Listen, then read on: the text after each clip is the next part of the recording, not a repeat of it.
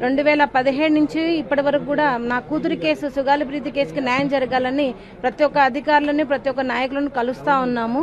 అదే క్రమంలోనే మరి నేను పవన్ కళ్యాణ్ గారిని కలవడం జరిగింది. మరి పవన్ కళ్యాణ్ గారిని కలిసినప్పటి నుంచి కూడా కేసుని చాలా విన్న తర్వాత అవి అన్ని ఎవిడెన్సెస్ అన్ని చూసిన తర్వాత ఈ పాపకి ఎలాగైనా న్యాయం చేయాలి, ఒక హ్యాండిక్యాప్ తల్లి ఇంతగా పోరాడుతుంది, న్యాయం చేయాలని నిలబడిన ఏకైక వ్యక్తి పవన్ కళ్యాణ్ గారండి. మరి పవన్ కళ్యాణ్ గారు 2019 నుంచి కూడా మా కేసు కోసం పోరాడుతూ ఉన్నారు. మరి 2020లో కూడా మరి కర్నూలులో లక్షలాది మంది జనాలతో ర్యాలీ చేయడం జరిగింది సుగాలి ప్రీతి కేసుకి న్యాయం జరగాలని. పోయిన నెలలో కూడా మరి అన్నగారు డిప్యూటీ సీఎం గా గెలిచిన తర్వాత కూడా మరి అన్నగారు పిలిపించి మమ్మల్ని కేసు గురించి మళ్ళీ మాట్లాడడం జరిగింది.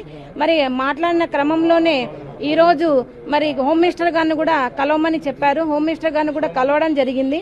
మాకు గత ప్రభుత్వంలో